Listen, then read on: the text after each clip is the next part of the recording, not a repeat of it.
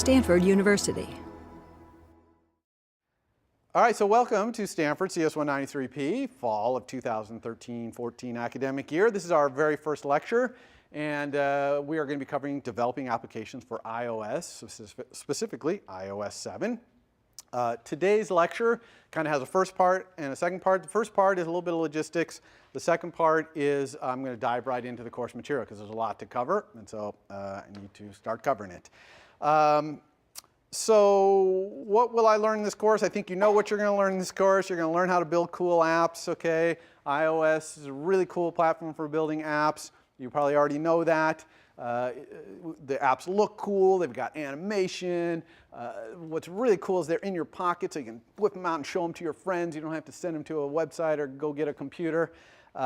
It's also really easy to develop really powerful apps in a really short amount of time, as you're going to find. This course is only 10 weeks long.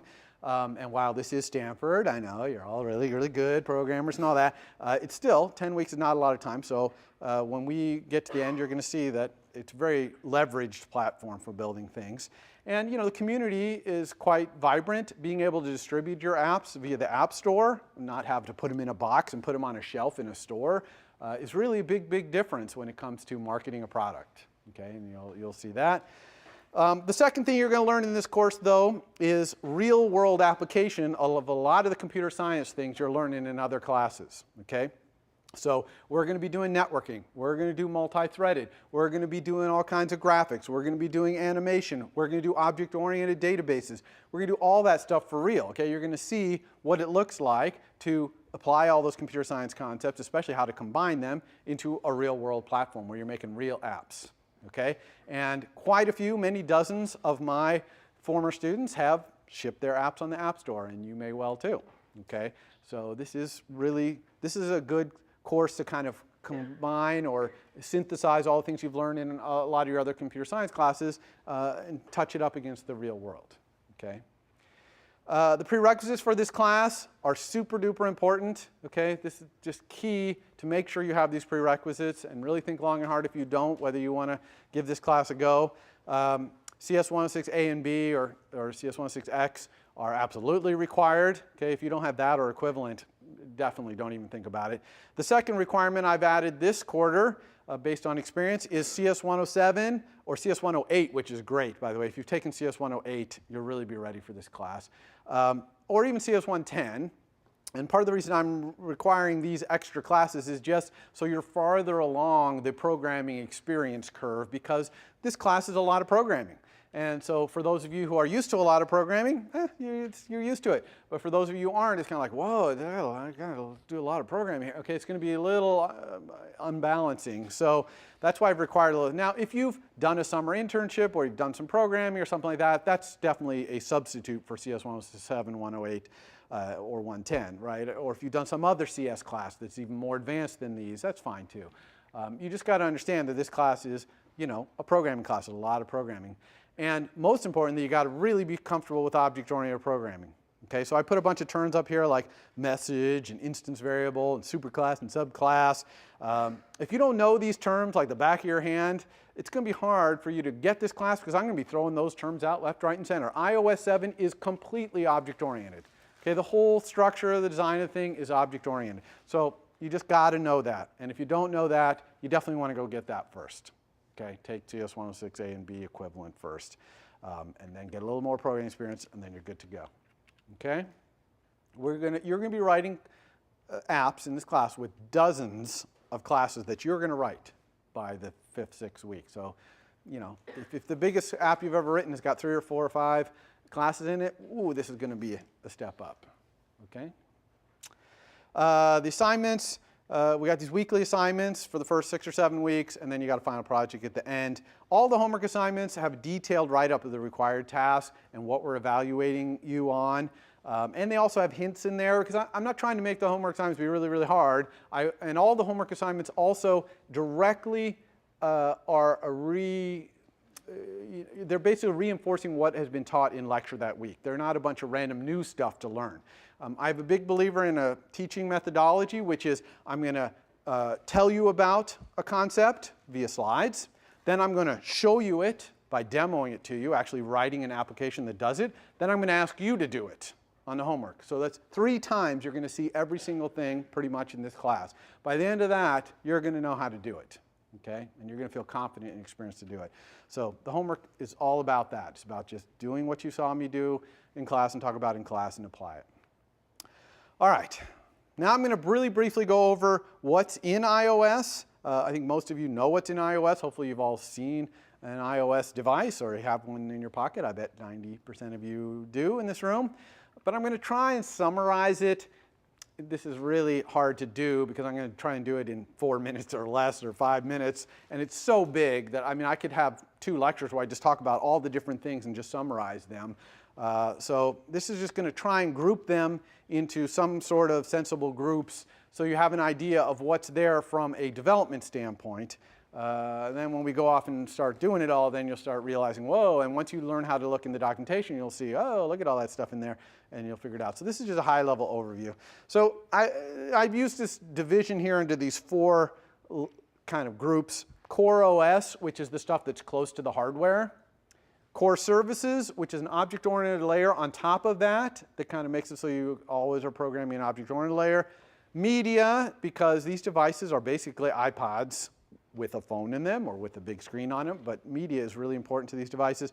And then finally, Cocoa Touch, which is the UI layer, okay, all the buttons and all the switches, things like that. So let's talk about what's in each of those layers, kind of, a little skimming the surface of what's in those layers.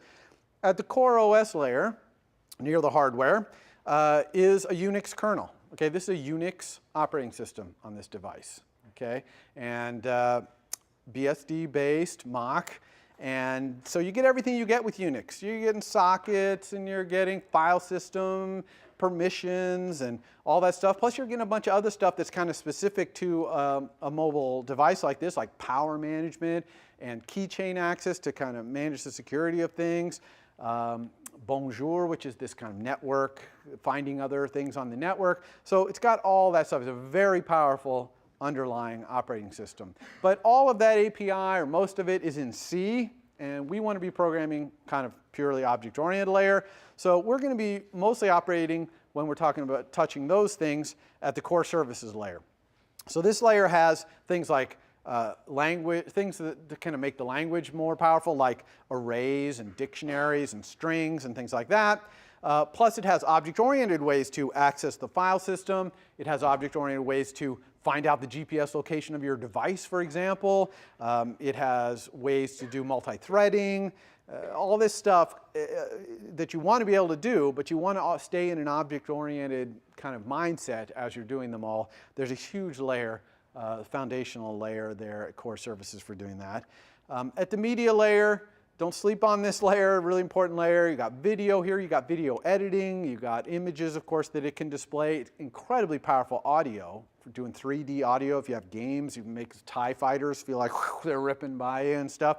All that stuff is in here. This is the part of iOS that really I can't cover in a lot of depth. I'm just going to try and let you know that it's there, and you're going to dive down depending on what kind of applications later in your life you want to build. But there's an enormous amount there. This is fundamentally a multimedia device, obviously. And then Cocoa Touch is where we're going to spend most of our time. This is where you are going to be building buttons and sliders and text fields talking to each other and animation happening, things sliding in and out and fading out and fading in. If you want to get a picture from the camera from the user, you can do that. Things like localization so that your app can run in many countries in the world and up your sales by doing that. A whole map kit for doing all the 3D maps that you've probably seen in iOS 7 and all that stuff is all in there.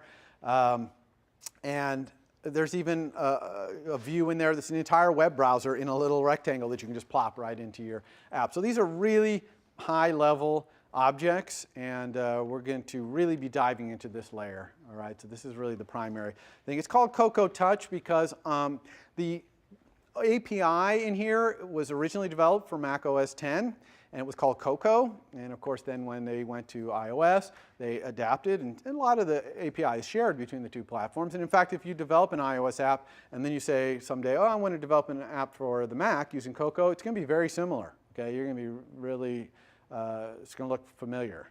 So Cocoa Touch obviously is the touchscreen version of Cocoa. Okay, this technology, Cocoa, has been around a long time. Okay, probably almost 30 years, believe it or not, from even before Apple acquired it to make Mac OS, what is now Mac OS 10. And so it's a very mature API. Okay, it's very well thought out. So especially if you go with the flow of it, it's very easy to build really powerful things. So that's what's in there. So let's talk about the tools we use as programmers, as developers, to build these apps, okay? And I've divided those into kind of 4 sections here. One is the tools, the actual programming tools. And what's great on this platform is it's pretty much a one tool fits all, okay? There's this one tool, Xcode 5, and everything's in there. Your debugger's in there, all your source code editing, your source code control, the UI building, everything is in this one app. There's a little adjunct there, instruments, which is for things like profiling your app and things like that, memory usage, those kind of things. But you're really always inside Xcode 5, which is really nice because, you know, when you're debugging, you're usually editing your code at the same time, back and forth, back and forth. You're going to different apps and all that would be a pain in the neck. And they've really done a good job of arranging the screen space so that it's sharing between all these different tasks that you need to do. So that's the primary tool, Xcode 5. You should all, right after this class, if you want, go to the Mac App Store, not the App Store on your iOS device, the Mac App Store on your Mac, and download this. It's free. It's available. Came out last Friday. And you can download it, install it, and start playing around with it. Some of you might have already used Xcode like in CS 106. Raise your hand if you've used Xcode before for anything. OK, so 2/3 or more, 3/4 of you. So you're going to be used to it. You're just going to start using Xcode now to develop for iOS. All right. There's a new language for you to learn, Objective-C. It's kind of a funny looking language. Okay, it's got square brackets and colons, no parentheses on message calls, which is kind of weird for people who are coming from Java or C++ or whatever. The arguments are not put in parentheses or whatever. And I'm going to show you all about Objective-C. I don't expect you to know anything about it coming in. And if you know Java and C++, which you should if you've taken CS 106A and B, then Objective-C is not going to be a big leap for you. It's a little bit different language. It's a little more fast and loose than Java, for example. And it's a little more kind of simple and elegant than C++ when it comes to the object-oriented stuff. So I think you'll like it. Some of you who are very correct programming kind of thing, you love Java, might find Objective-C a little Wild West for you, but you'll get over it. Frameworks, obviously any big system like this groups all of its objects into libraries, essentially. We call them frameworks in iOS. So there's dozens of frameworks in iOS. The 2 main ones we're going to look at the beginning of the course are Foundation. That's where all that core services stuff is, like arrays and dictionaries and all that. And then UIKit. Okay, that's where buttons and sliders and all those things are. So those are the 2 main ones. But there's a whole bunch of other ones, like you see the core data written up there. That's the object-oriented database. Okay, so we're going to be doing that. Core motion, that's the gyro and accelerometer. MapKit, obviously the maps. And there's dozens more. Okay, and we'll cover as many of them as we can. Obviously, we can't do it all in 10 weeks, but we'll do as much as we can. And then the last part of developing application on this platform is a design strategy called MVC. Now, this is not unique to iOS. Other platforms use MVC, Model View Controller, as their fundamental design strategy. So how many people in this room have used MVC on any platform? OK, so about half. So you'll know what this is. So I'm actually going to go over MVC for those of you who haven't. And I'll go through pretty quickly because it looks like most of you, half of you have done it. And the main thing to see in MVC here, for those of you who already know what it is to see how I talk about it so that when we get into iOS and I start saying things like your model is UI independent, you'll know what I'm talking about and we'll all be on the same page. So this is mostly kind of getting us all on the same page terminology-wise. So MVC, Model View Controller, is essentially a strategy for how to organize all the classes in your application. And what we do fundamentally is we divide all the classes into one of 3 camps: the model camp, the controller camp, or the view camp. And how do you decide what goes in each of these camps? Well, the model is essentially the what of your program. What is your program? So as we're doing this MVC talk, I'm going to talk about our first application we're going to build, which is a card matching game. Okay, so we're going to build this game. It's got a bunch of cards on the screen, like playing cards, Ace of Clubs and all that. And you're going to be able to go choose the cards, and you'll get certain points if they match, like the suit matches or the rank matches or whatever. You get more points, less points, whatever. But you're doing that. In that kind of application, a little card matching game, the cards and the deck and even the logic for how the game is played are all UI independent and in the model. Okay? So how the cards get drawn on screen is the job of the controller. So the controller is its job to figure out how am I going to take this set of cards and display them on screen and then animate their movement and things like that. Okay, that's up to the controller. So the controller controls how the model is presented on screen. And the view is the minions, the classes that the controller is going to use, kind of like the building blocks, the Lincoln logs. I don't know, maybe that's before all of your time, but the things we're going to do to build our UI, we're going to use in the view. So the stuff that's in the view is pretty generic, okay, generic UI elements. The stuff in the controller is very specific to how your UI works, and the stuff in the model is completely independent of how your UI works, okay? So doing MVC right is about knowing where things go, but also about how to communicate between these three camps. And so I'm going to try and summarize how the communication works between these camps. And I've used road markings. You see the double yellow line and then the dashed white line. So that's like you're driving in your car. Try to use them as I have an image for how this communication happens, where it's allowed, where it's not allowed. Okay? So let's talk about the controller talking to the model. Okay? Well, going from that side of the road over to the model side is a dashed white line. In other words, you can head right across there. Probably want to look before you go, but you can go right across, okay? The controller has to know everything about the model, and it has to have complete ability to talk to the model, use its public API as much as it wants, because the controller's job is to present the model to the user using its view as its minions. So it has to have this access. So that's full unrestricted access the controller has talking to the model. This is a one-way error, one-way arrow from the controller to the model. And similarly, from the controller to the view is also unlimited communication because the controller is responsible for using its own minions. The view is the controller's minions to lay out the user interface and all that stuff. So the controller can do anything it wants. I put that little green word outlet up there because when we have a property of a controller that points into the view, we call it an outlet. Okay, and you're going to see that in the demo on Wednesday. I'm going to say, oh, let's create an outlet from our controller to our view so our controller can talk to its view. All right? What about this communication? Model to view? Never. And why is that? 100% obvious. The model is completely UI independent. So there's absolutely no way it could talk to a view object or anyone in that camp. Because the view objects are fundamentally UI objects. They're kind of generic, but they're still fundamentally UI objects. Similarly, since the view objects are kind of generic, they can't be talking to any specific model. They need a controller to interpret a model for them.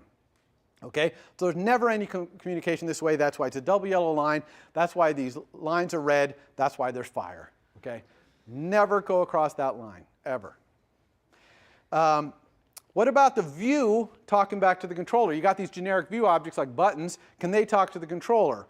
Well, yes, they can, but they have to be careful because the view objects are generic. So they can't really know much about the controller. So they can only communicate back to the controller in a blind way, where they don't know the class or the thing they're talking to, and in a structured way, a way where we all agree we're going to communicate this way. Between the view and the controller. So what's an example of a structured way? Well, one is called target action. So the controller basically drops a target on itself, and then it hands out an action, which is like an arrow, to the view, and says to the view, okay, when you do what you do, like you're a button and someone touches you, or you're a slider and someone moves you, send me that action. Okay? So in this way, the generic button or slider is communicating back to the controller. It has no idea that it's a card game controller or a space game controller. It doesn't know what kind of controller it is. All it knows is that when something happens in itself, boom, it sends a message to the target. So that's a blind, simple, structured way for the view to communicate with the controller. Okay? But what about more complicated ways? Sometimes the view, things are happening in the view that are somewhat complicated, and the controller needs to be informed of what's going on, synchronizing what's happening. And one way to think about this is these words I've put up here, will, should, and did. when the view is kind of like, let's say I'm a scroll view and I'm scrolling around and I want to let the controller, somebody, know that the user just did scroll, okay? Or the user puts down the touch and is about to scroll, I want to let the controller know the user will be scrolling, okay? Or the user puts the touch down and the scroll view wants to know, should I allow the user to scroll here? Is that allowed? All those things, the scroll view itself might not have enough logic to know the answer to those questions. So what it does is it delegates the authority to answer those questions to some other object. Now, it doesn't know the class of that object. All it knows is that other object can answer these questions: will, should, did, this, that, or the other thing, like should allow scrolling, did scroll to point, things like that. So those are the kind of methods you're going to see in these delegate protocols. Now, I know that CS106A and B do not teach protocols. The word program. How many people know what the word protocol means in object-oriented programming? You can see very few of you. So I will be teaching that. A protocol is just a blind way to talk to another object. You're going to, when I teach you, you're going to be like, oh yeah, I know what that is. So we didn't really call it protocol or whatever. But that's how we do delegation, okay, this blind communication. Also, another important thing is that views should not own the data that they're displaying. They should not own it. In other words, it shouldn't be a property inside of them where that's the truth of that data. And the easiest example for this is all the songs in your iPod on your iPhone or your iPad, right? You might have 10,000 songs in there. So if you have some kind of generic list view in your view, you can't transfer all 10,000 songs to its instance variables and expect it to hold 10,000 songs so it can list through it. A, that would be inefficient. And B, that information, those 10,000 songs, belongs where? In the model. Okay, because your song database is a model. It has nothing to do with UI. It's just a list of songs and artists and albums and all that. It's in the model. Some controller has to look at that database and tell a view how to display all those songs. Okay, so we need that communication to happen here. And the view is displaying some sort of list, and you're touching down and you're flicking on the list and trying to see more songs. How does that communication happen? And the answer is we have another special kind of delegate, which we call a data source. Now, the data source doesn't do the will, did, should. It's going to be asking questions like count, like how many songs are there? And the controller looks in the model, 10,000. Responds to the view, there's 10,000. The view makes space internally for 10,000 things. It doesn't know what they are, moves the scroll bar indicator a little bit so that you know where it is. And then you start scrolling, flipping through it, and it starts sending the message to the controller, give me the data at line 150, next 10 items. You see what I mean? And then you flick down some more. Now it's saying 250, 10 more items. And so the controller is going back to the model and saying, give me more data, and it's providing it to the view in this blind way. So you see how the view is getting data from the model through the controller in this kind of blind, structured way. Okay? That makes sense to everybody? So data source is just a kind of delegate. It's a specific kind of delegate for getting data. So you're going to see that there are classes in iOS that have a data source, and they usually also have a delegate. Most sophisticated classes in iOS have a delegate, the will, did, should kind of things.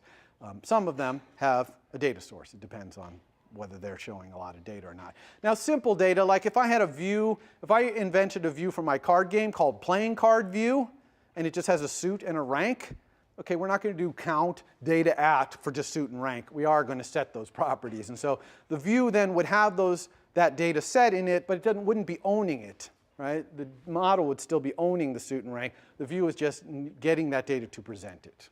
Okay, so simple data we might transfer to the view, but it's merely for it to display it. Okay, this all adds up to the controller's job being to interpret and format the model data for the view. That's the controller's job. And when we do our demo, I'm going to be remarking like, oh, see, I'm writing this code. This is to make the controller perform its job, which is to take the model data and put it in using its view minions, put it on screen.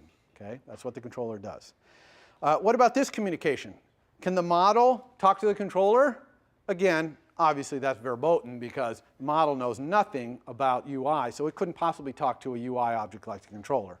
But sometimes things change in the model, and the controller needs to know about it. Okay, data changes, a database changes, or the model is some network database, and somebody changes something on the network, and it changes, and the controller needs to find out. So How do we do that communication? We do that using kind of a radio station model. Okay? So the model, a radio station concept, the model will use this concept to essentially broadcast information to anyone who's interested. Okay? And the mechanisms for doing this in iOS are called notification and key value observing, KVO we call it.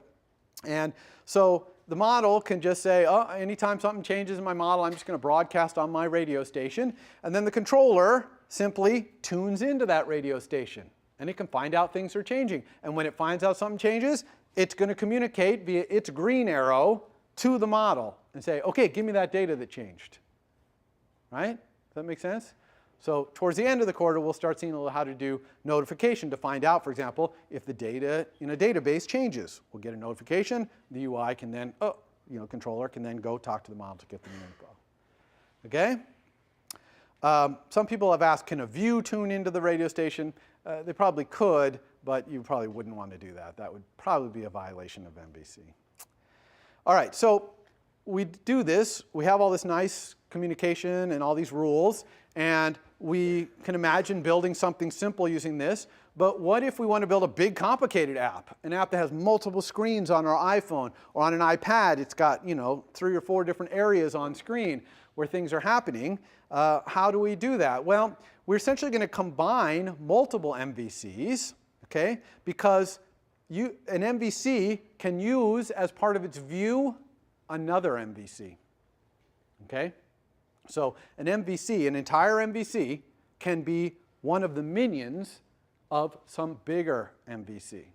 Okay? And by doing that and cascading it down, we can build more and more complicated applications. So an example of this is you might have your calendar app, and it's showing you the entire year. And you click on a month, and now it shows you a month view. Well, a month view looks a lot different than a year view. A month view just has all the days and maybe some circle that tells you where you have an appointment on a day.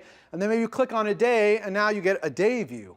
Okay? And the day is showing you the hours and what all your appointments are. And you click on an appointment, now you get an appointment view, and it's showing the detail of where you're going and when it is, et cetera. Okay? Well, each of those views, the year view, the month view, the day view, and the appointment view are their own MVCs. Okay?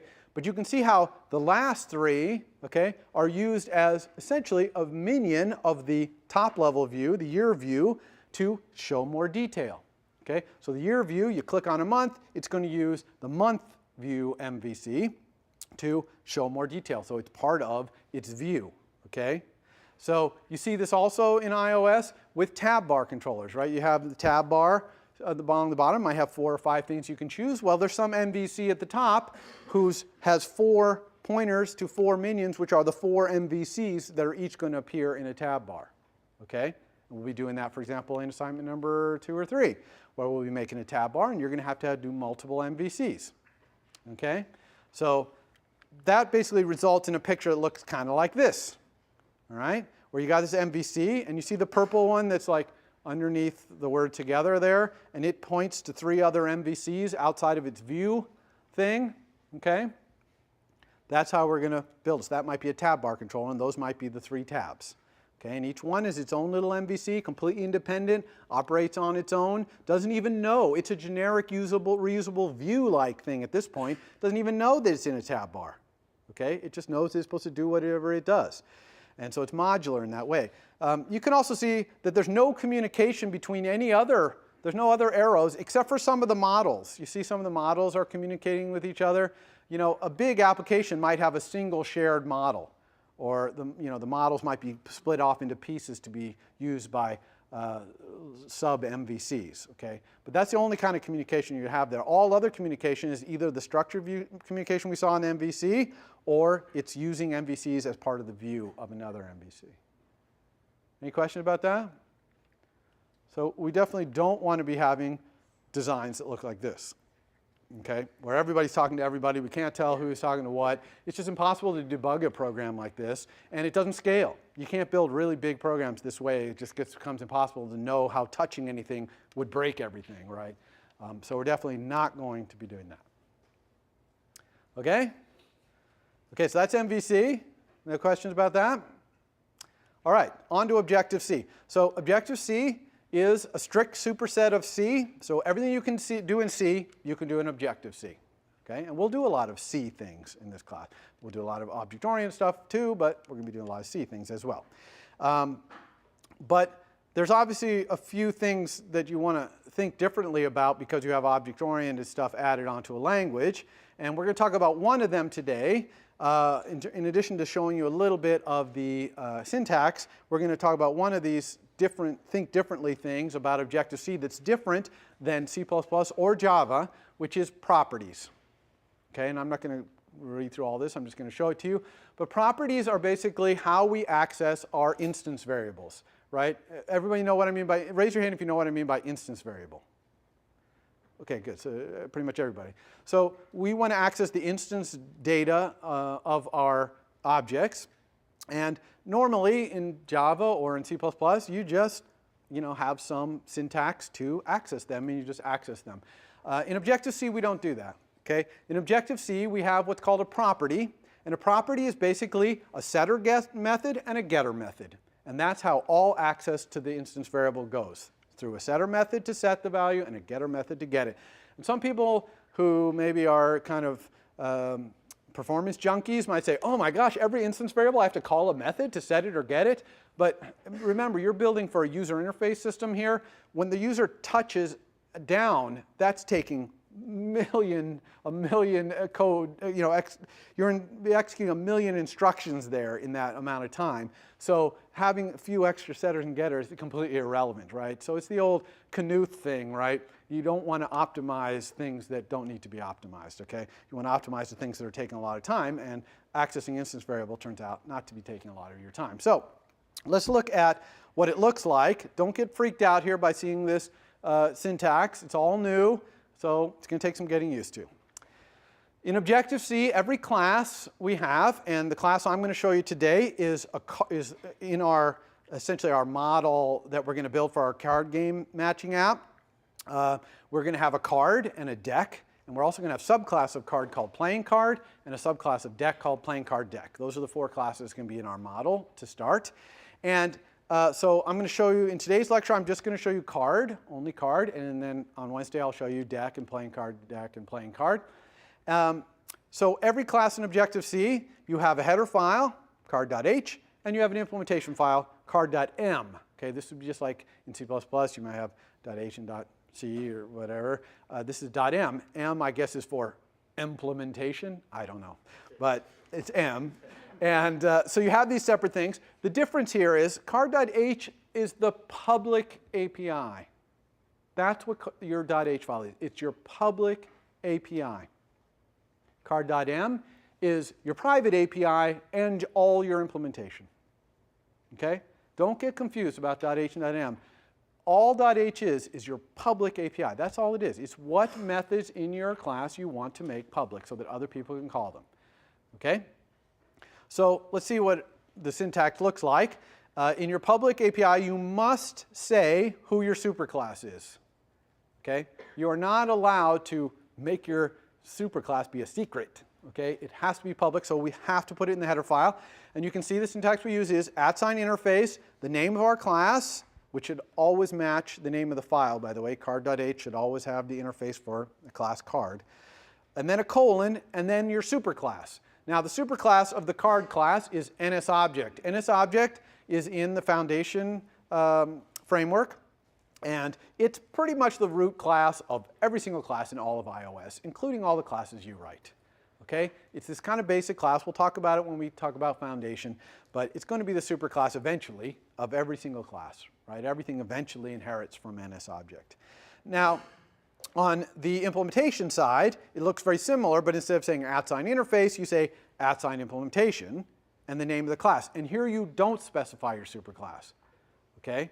Because you're only allowed to specify that once, and it's public, so it goes in your header file. Notice at the bottom of both of these, a little @end. Do you see that? Okay, that just means that's the end of the interface or of the implementation. Okay, so all of your public API goes inside this @interface block, @interface end, and all of your implementation, your private implementation, goes in the @implementation part. Now, if you import, if you have specify your superclass here, you have to import it, okay, which is like #include. It's a little more powerful than #include. In fact, it's a lot more powerful, as I'll talk about in a second here. But you must import it, otherwise the Objective-C compiler won't know what that superclass is. So you have to obviously import your superclass. However, we don't usually, when our superclass is something that's in iOS, we don't usually import just that class's header file, which in this case is Foundation. We actually import the entire framework, okay? Now you might say, whoa, that's inefficient, a huge framework. But of course, this is all highly pre-compiled and optimized. And in fact, in iOS 7, the syntax for this is really to say @import Foundation. That means I'm going to use all the public classes in the Foundation framework. iOS 7 still supports the old import foundation/foundation.h, so you can use that if you want. Now, on our implementation file, we have to import our header file, obviously, okay? Because our implementation file needs to know what we're committing to publicly in terms of our API. So we have to import that. Makes perfect sense. We can also have private declarations, okay? Declarations of properties and methods that are private inside of our implementation file by putting this little @ interface, name of our class, open parentheses, close parentheses, okay? And then @end. So we can have a little space here where we can put little private declarations. Now, Objective-C does not require you to declare something before you use it in a file. You know what I mean by that? There's a lot of languages, you have to declare a method before you can call it, right? But you can do it out of order in Objective-C. You can implement a method here that calls, you can implement method A, calls method B, and then method B is implemented down here later in the file. Okay, so you don't have to declare method B first, then implement method A, and then implement method B. So this little private @ interface we're mostly going to use for properties, okay? Because when we declare a property, as you'll see, that setter and getter get written for us. So let's see what that looks like to declare a property. So here's a simple property. It's called contents. So this is the contents of the card. This is what's on the card. So this might be ace of clubs, okay? And because this is your first day, we're going to make the contents be very simple, just a string, okay? So these cards, they could be like a flash card, maybe, for learning a foreign language. Maybe it's the contents are the word that you're trying to learn, and maybe it's a flashcard of images where this contents is the name of some image, and it's up to the UI to display an image that matches it. Or in the case of our playing cards, we're going to have this be like literally the character A and then the character clubs, because there's a Unicode character clubs, so it would be A clubs. That would be the content. So this is the contents of the card, what's on the card. And you can see that it's an NS string star. You see, @property is how we're going to declare that we need storage per instance of card. In other words, every card has its own contents, and it's going to be a string. And so we say property NS string star. Now, it's important to understand that in Objective-C, all objects, all of them, live in the heap, and we have pointers to them. Okay? There's no such thing as making a object on the stack or anything like that, okay? They're all in the heap. Everyone knows what the heap is? Any question about that? That's just where you allocate free memory. So all objects are there. What's really cool about Objective-C is Objective-C will manage all that storage for you. It will allocate it for you and free it for you, okay? Now, how does it know when to free it? And the answer is this strong thing. You see the word strong there? Properties can either be strong, like this one, or weak. Two things, strong or weak. Okay, and all pointer properties have to be strong or weak because the Objective-C has to know what to do with the memory in the heap.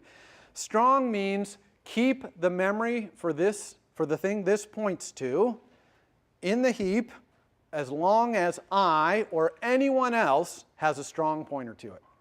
Okay, so this is called reference counting. It's not garbage collection, it's reference counting. So the Objective-C is going to keep track of every single strong pointer to an object in the heap.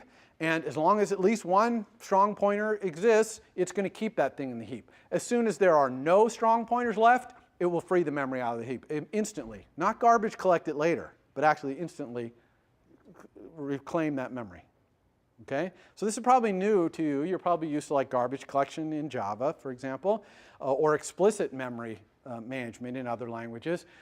This is called automatic reference counting, and it's awesome. It's really very predictable. This is much better than garbage collection because the garbage collector can come along later and wreak havoc on the performance of your application as it goes and collects things from the heap.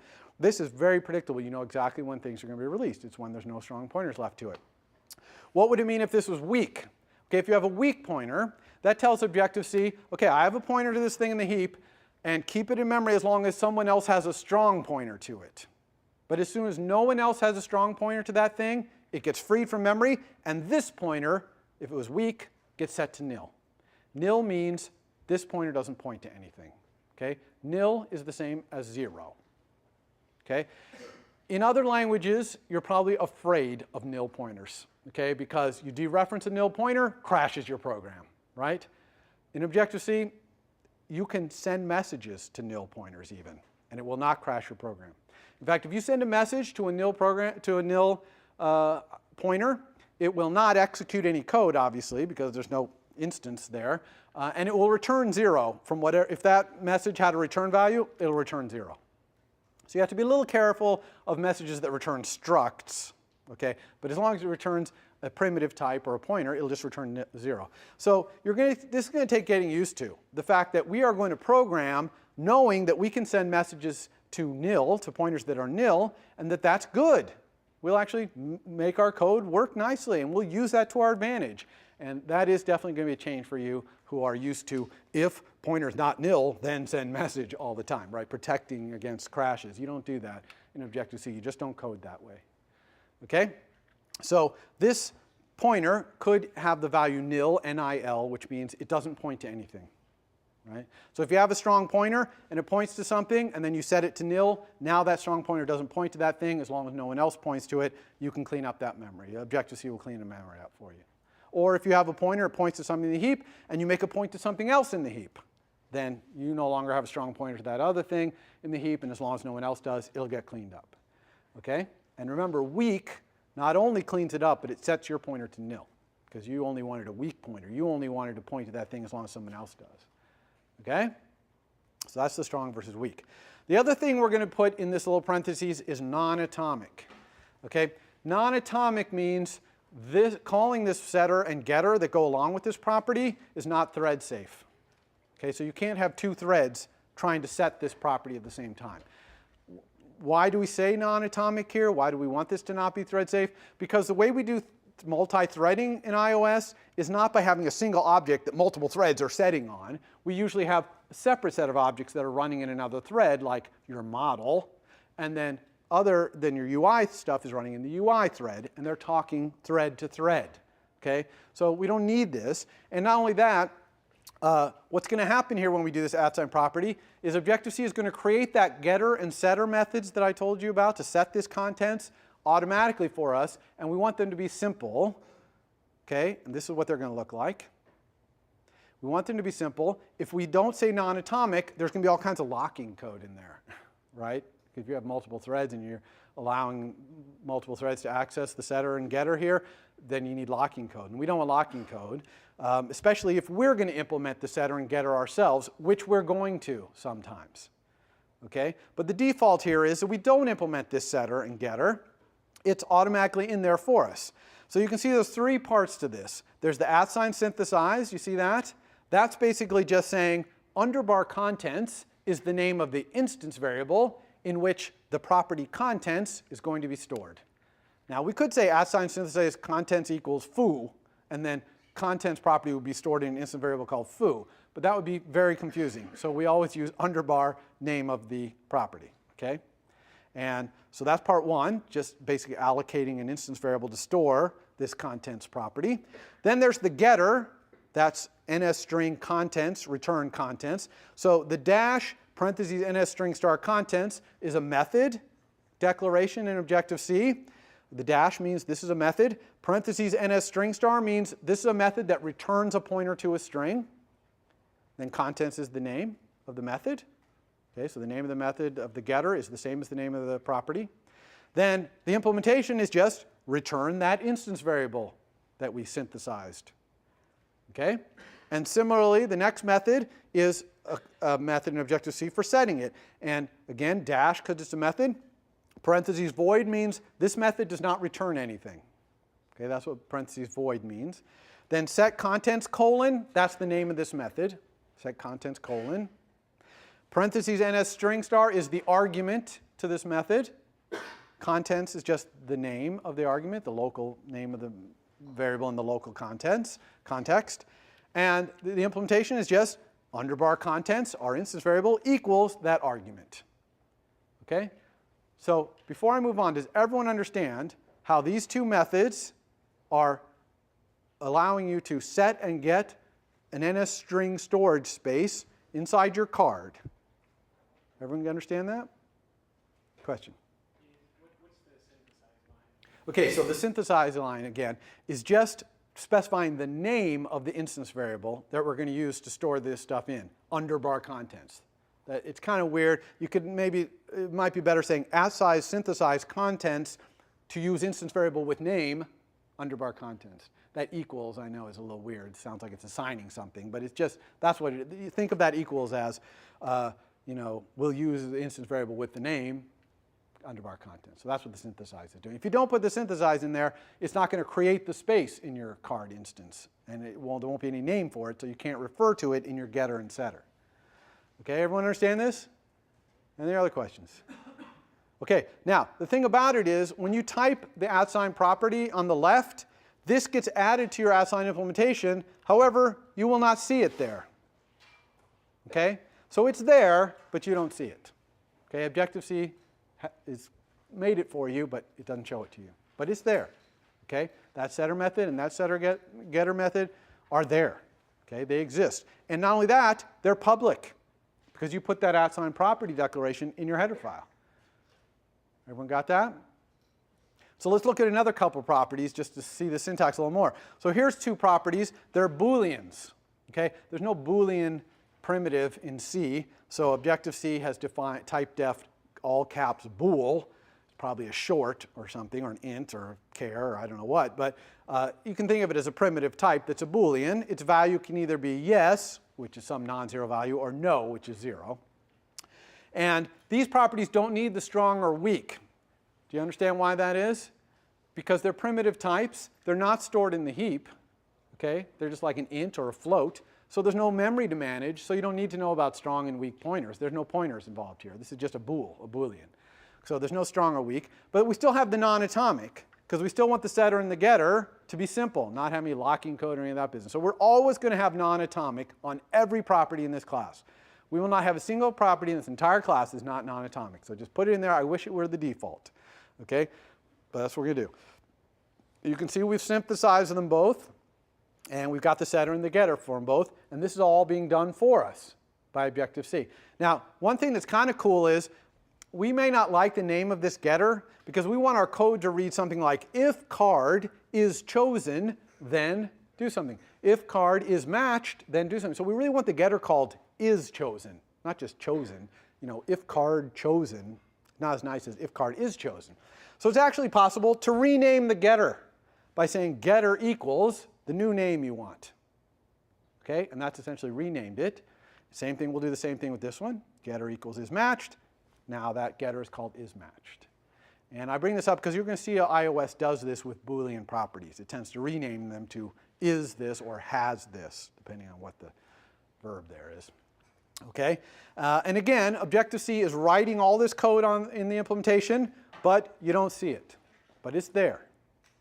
Okay, now, we're going to talk about why properties are good and why it's better than just accessing instance variables directly in later lectures. But the bottom line is it's good for doing things like bounds checking. It's good for doing things like when you set a property and you want to update the UI. It's doing good for things for initializing pointers. Like that NSString contents property is going to start off nil. All properties in Objective-C, all of them, start off 0. So for a pointer, that's nil. Okay? So that contents property, when we create a new card, is going to not point to any contents. That card's going to be blank. Okay? It's not going to have anything on it. So it's nice to use the setter and getter. We implement our own setter and getter that will check to see if it's nil. And if it's not, and sometimes, not with contents, but with some properties, if it's nil, we'll create something in memory. Okay, so that's another reason to use it. So you'll see all these reasons why we want properties in the next lecture, basically. All right, so now let's look at a method.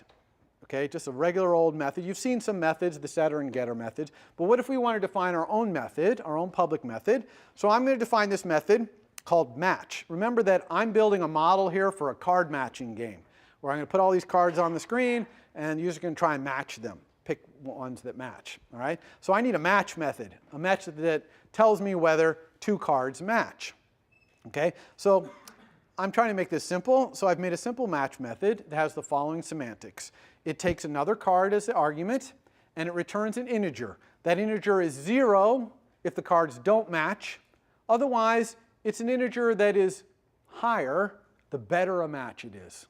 Okay? So like a really good match might be 1,000, but a not so good match might only be 100, or it could be 1. Now, the semantics of what that number is totally depends on the cards, because we're only going to match cards against other cards, right?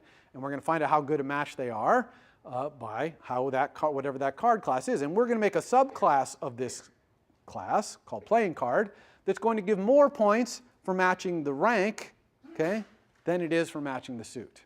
Okay? But that's up to subclasses of card to determine what the point system is. Okay?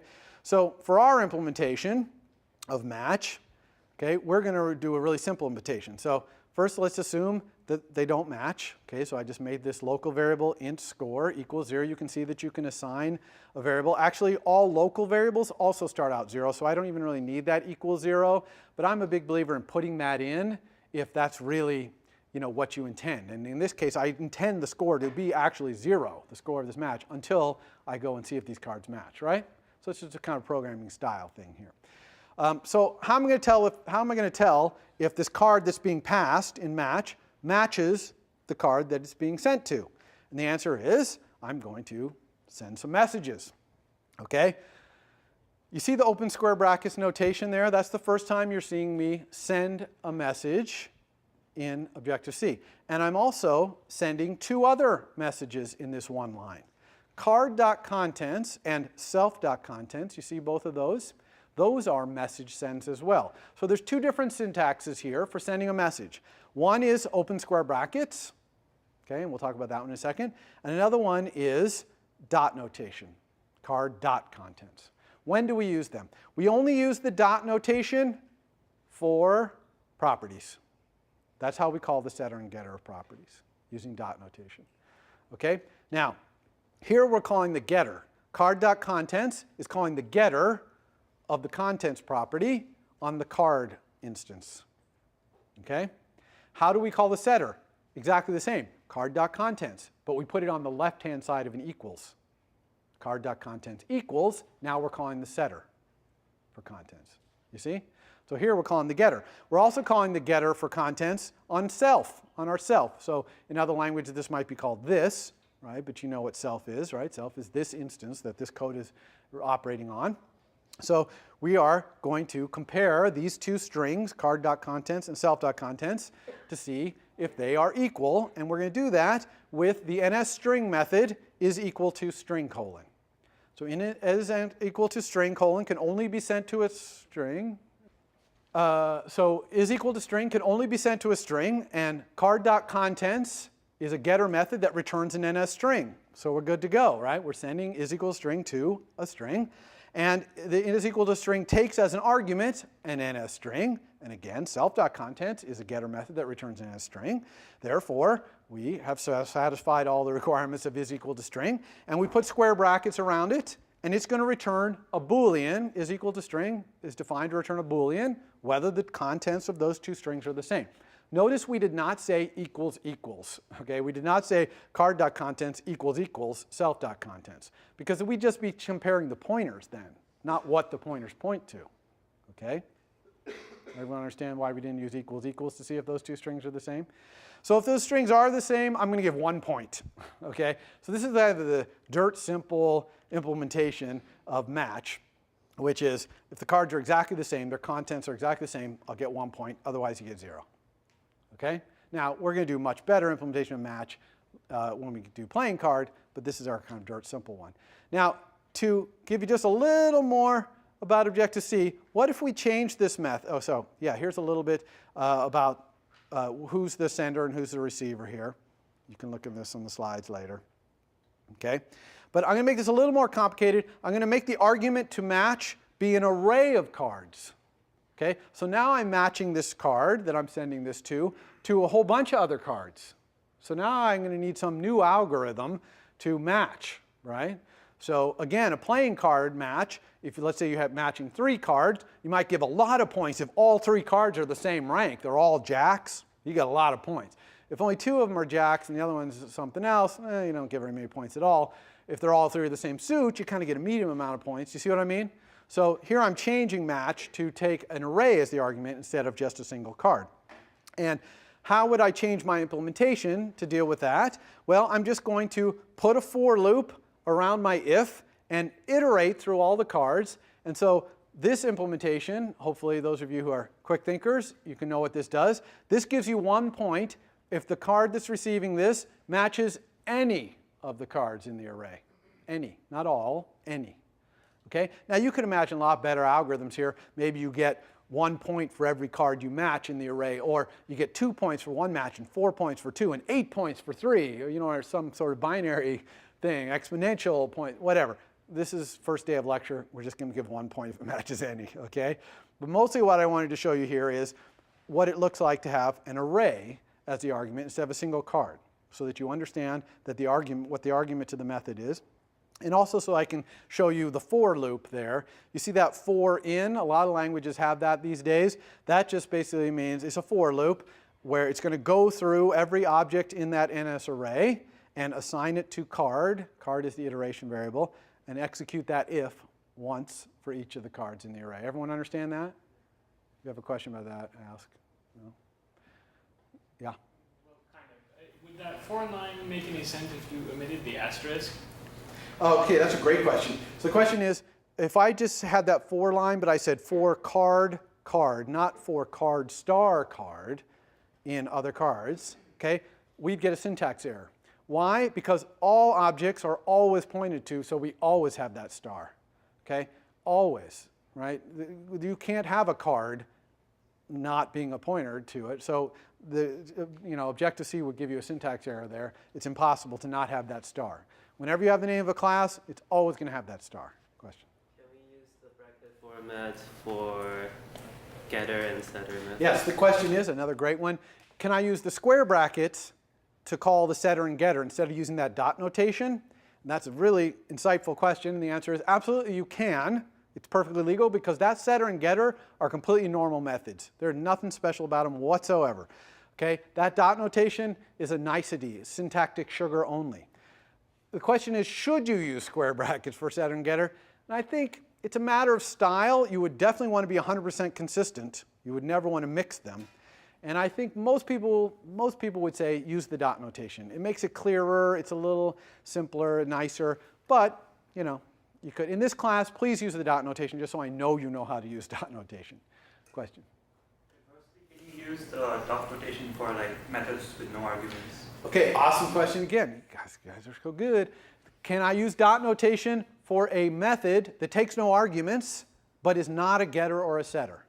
And the answer is Objective-C will warn you about that, not give you an error, but warn you, and you should never do that in this class. Okay? That is really not that good form. Whereas his question was kind of like you can argue, that one, don't do it. Okay?